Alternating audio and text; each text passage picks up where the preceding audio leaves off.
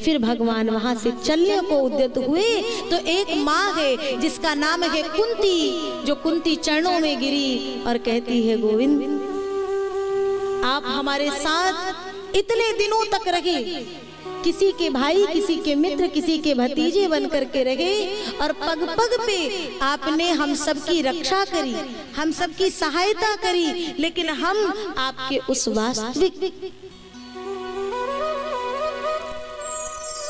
वास्तविक रूप को समझ ही नहीं पाए।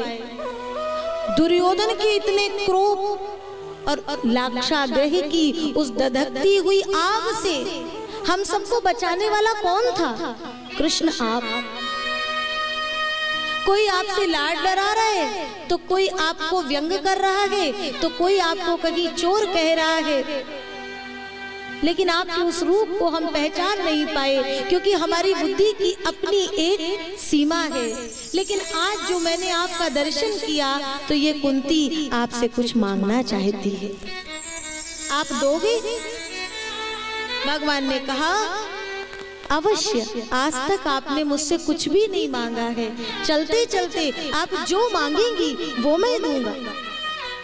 तो कुंती मैया ने कहा विपदा संतु न सत्सत तत्र तत्र जगत गुरु भवतो दर्शनम यशाद पुनरभव दर्शनम। यदि देना चाहते हैं तो मेरे जीवन को विपत्तियों से भर दीजिए, मेरे जीवन को दुखों से भर दीजिए।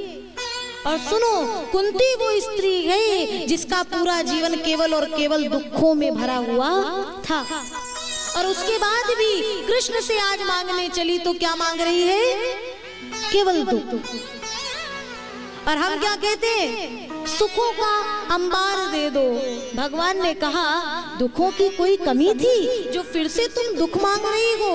कुंती ने कहा प्रभु सुख के माथे सिल परे, जो मेरा हरि हृदय ते जाए, और बलिहारी वा दुख की, जो पल पल नाम जपाए। सुख की चकाचौंध में मैं कहीं आपको भूल ना जाऊं, इसलिए हमें वो दुख दे दो जो पल पल आपकी याद आती रहे।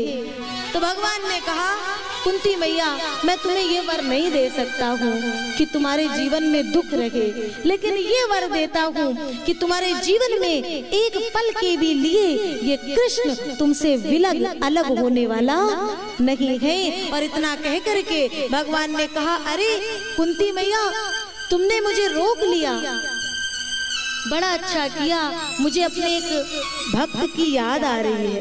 कौन से भक्त? जो बाणों की सैया पर पड़े हैं, पितामह भीष्म, जिनकी एक प्रतिज्ञा है कि गोविंद का जब तक दर्शन नहीं होगा तब तक प्राणों को नहीं त्यागूंगा।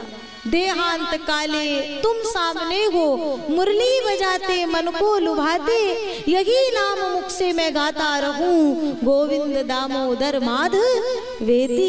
कभी ना कभी तो गोविंद तुम आओगे। और कुंती मैया के साथ जितने भक्त हैं कृष्ण आगे आगे चल दिए पितामह भीष्म के पास जाने को।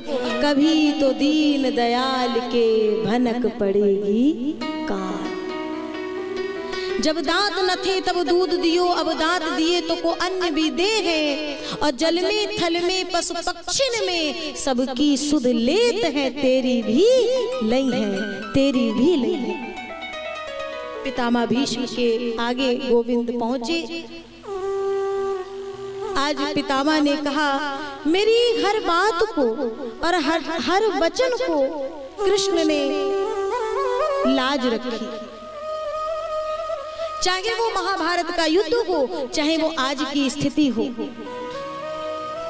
मेरा प्रण था जब तक गोविंद का दर्शन नहीं कर लूंगा तब तक प्राण नहीं त्यागूंगा। आज गोविंद उस प्रण को पूरा करने के लिए आए।